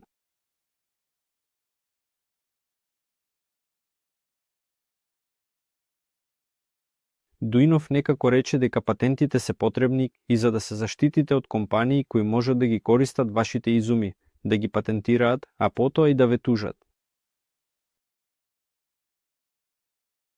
Ако не сте патентирани сами, од друга страна, тоа не беше прашање, секако. Да, постои таква пракса. Глобална. Воопшто не можеш да патентираш тоа што не можеш да го произведеш. Условно, истото Samsung може да патентира дека формата на пикселот на екранот ќе биде не квадратна, туку триаголна. Тој има можност овој екран да го направи технолошки, финансиски, ментален, условно. Ако изградиме дирижабли која ќе лета, а некој кој воопшто не е поврзан со дирижаблите, ќе патентира нашиот надворешен изглед и ќе вели дека е мое. Разбирливо е дека во животот има многу апсурда, но мислам дека ќе се снајдеме. Разбирливо е дека ќе се патентираат важни критични јазри и технологии, надворешните облици се сосема веројатни, но не би се фокусирал премногу на тоа. Пофалбата е да се демонстрира работниот апарат, отколку да се впуштаме во оваа бирократија, иако сепак ќе биде потребна. Еве уште неколку прашања останаа на каналот Solar Group. Првото прашање е: зошто нема приоритет за експлоататорската компанија? Што значи нема приоритет? Има секако приоритет, како што реков, ние дури не можеме некому да му продадеме дирижабл. Не, експлоатирајќи го нашиот експлоатацијски искуство. Во целина, бизнисот ќе се гради и за развој на дирижабли ќе може да се оствари профит, а исто така и за нивната продажба и сериско производство. Очекувано е дека ќе се оствари профит и од експлоатацијата на дирижаблите, што е многу добар профит, плюс профит во истата школа, плюс профит од техничкото одржување на апаратите. Затоа што во авиацијата постои правило дека за секоја условно речено компонента или агрегат постои одреден број на часови по кои таа мора да се замени, дури и ако е во идеална состојба. И не е тоа што сме толку хитри, туку едноставно да заработиме на тоа. Ова се правила, кои се формирале со цел за безбедност. Ова е исто така многу голем дел од заработката, што значи дека нема приоритет на експлоататорската компанија. Непрозирно малку прашање. Прво, природно, приоритет е да се создаде нешто за да има што да се експлоатира, штом се појави. Но постои и обратното размислување кој има свое место и ние од двете страни се приближуваме. Првично се формира експлоататорска компанија. Таа разбира дека може да заземе одреден пазар, например транспортни услуги, логистика или некои товарно-патнички услуги воопшто. Се спроведува анализа, тоа е класичен пристап. Можеме да се потпреме на овој пазар, за тоа ни треба тоа. И само на крајот доаѓа до развој. Тоа значи дека многу бизниси така постапуваат, не започнуваат со развој. Во овој случај, ние одиме од двете страни. Од една страна започнуваме со развој на демонстратор, а од друга страна започнуваме истражување на пазарот за вториот голем апарат. Така што нашиот приоритет не е толку каде се наоѓа, во експлоататорската компанија, во производството или во развивачот. Наш приоритет е всушност токму да ја поместиме целата оваа навистина широка линија со голем фронт за развој на индустријата во целосен обем. Дали се планира државно учество? Ако се планира, во каква форма? Естествено, секако, планирано е. Како може да се создаде индустрија без поддршка од државата? Тешко. И меѓународен бизнис можеме да создадеме. Но индустријата, како што велиме, во секоја земја ќе треба да се изградат овие елинзи, ќе треба да се усогласат нормативната, документација и законодавството некаде. Совсем треба да се менува, некаде да се остава, што е тоа што треба да се доработува, некаде да се создава. Ова е потребно да се вклучи во учебните програми во институтите, да се започне со подготовка на специјалисти, бидејќи тоа е големо количество на специјалисти, почнувајќи од самите разработчици, па потоа преку економисти и менаџери. Тука се вклучува и градежниот институт, каде не се само градежниците, туку и цела низа на професии и сето тоа ќе мора да се создава. Тоа значи дека тука ќе има блиска соработка со државните органи. Прашањето е кога ќе започне и во кој формат. Тоа е сосема посебно. Тука може да се планира нешто, може да се фантазира за нешто, а како видиме во фактот, се надеваме дека навистина ќе биде еколошки, одржлив и трајно. Како државата се спушта надолу, потоа да се подигне. Низ се спушта полека и безбедно се подига кога е потребно. Но гледајте, има неколку механизми таму. Грубо кажано, спуштањето на дирижабли. Еден најбанален, например, ако дирижаблот е пренатежен. Условно, еве ние го земавме од оваа точка, го пуштивме и тој полека почна да тоне, бидејќи е претежок. Во овој случај, тој се спушта благодарение на природните процеси.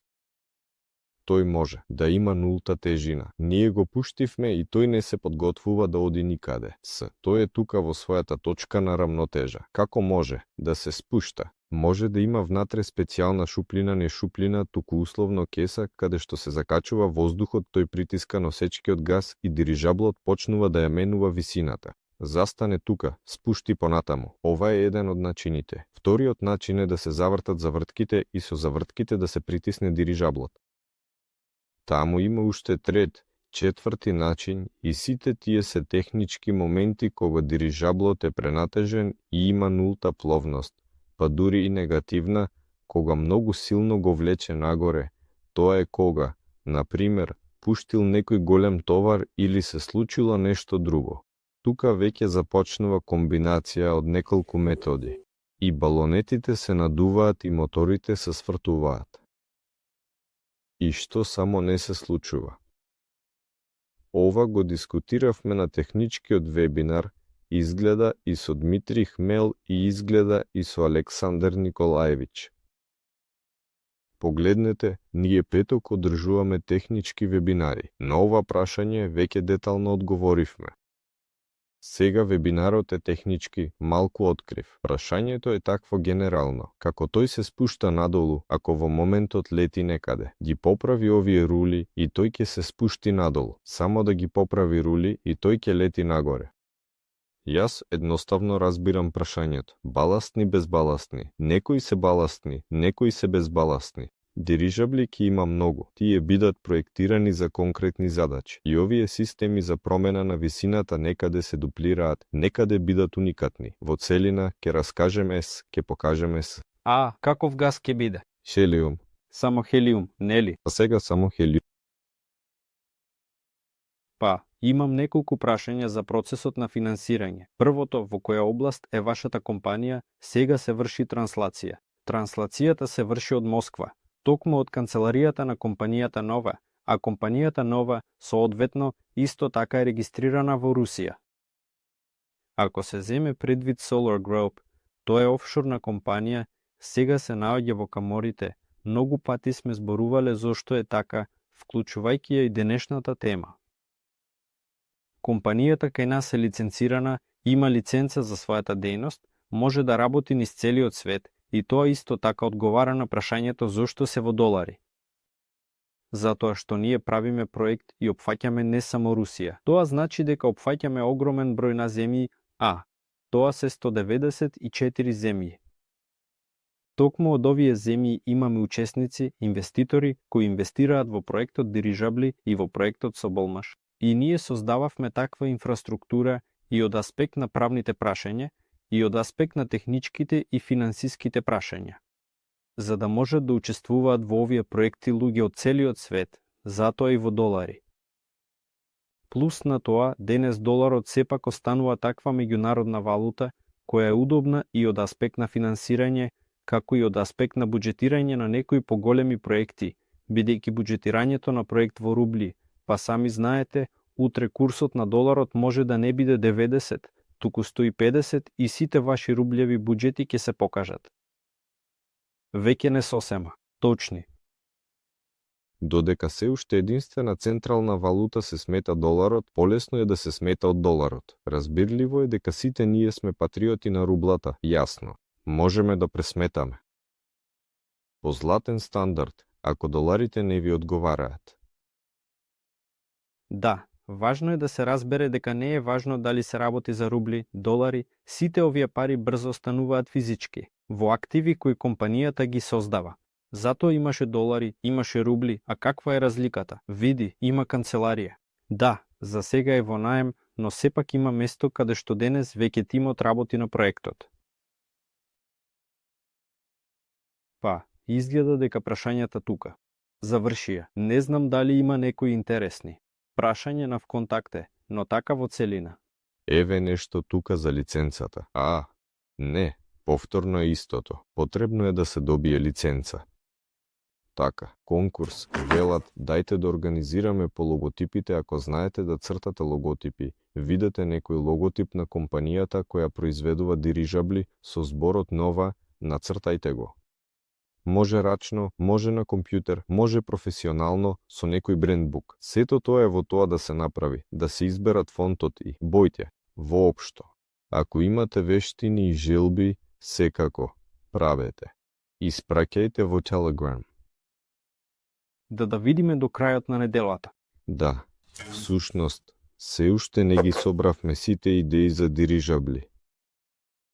Пак се извинувам, кајам се, организиравме некакво надпреварување за најкласна идеја, нетривијална, како може да се применува дирижабли. Воопшто, вклучуваме и представуваме какви било фантазии, не знам, висчка над Еверест. Ова е навистина забавно, но всушност има многу повеќе практични употреби. Започнаа таков конкурс и многу повеќе. Победникот на конкурсот требаше да биде избран, мислам, веќе пред 2 недели. И тој би станал среќен посетител на нашиот офис. Но бидејќи канцеларијата ја населуваме условно само првата недела, победникот се уште не е избран. Веќе ми е тешко да ги пренесувам роковите, се извинувам за тоа. Се будам, трчам на работа, заспивам, скокнувам и трчам понатам. Всушност, времето е малко. Па, каде ги собираеме прашањата? Лејла ми испрати табела, треба да ја обновиме на добар начин. Просто кој ќе избере. Зошто реков дека јас ќе изберам? Работа толку колку дурни фантиците. Може, ти ќе избираш. Можам да изберам. Или, знаеш како, можеме да организираме некакво гласање во колективот, но тогаш ќе потрае. Но ќе изберам обавезно, да. Ако веќе сме се собрали, особено. Собрано, собрано. Добро, ќе направиме, ќе ви покажеме како победникот ќе дојде во канцеларијата за да знаете дека во нашите конкурси, ако учествувате, сигурно ќе се случи. Ладно, дај тоа да завршиме, времето изгледа. Да, мислам. Веќе многу. Но што постигнувања има денес, имаме вебинар помалку од 2 часа. Веќе одиме во правилната насока, пријатели. Така што големо ви благодарам што бевте денес со нас. Не заборавајте на лајковите, на репостовите и инвестирајте во нашиот проект. Да, ако имате прашања, имаме група на Телеграм, врската е под преносот, слободно влезете таму. Има дел за прашања-одговори. Пишувајте ги сите ваши прашања-одговори. Ако имате некои предлози, пишувајте ги во предлозите. Воопшто, целосно сме отворени за ова живо комуницирање преку Телеграм. Не е задолжително да пишувате официјално, по пошта. Воопшто, пишувајте таму, да активираме таму.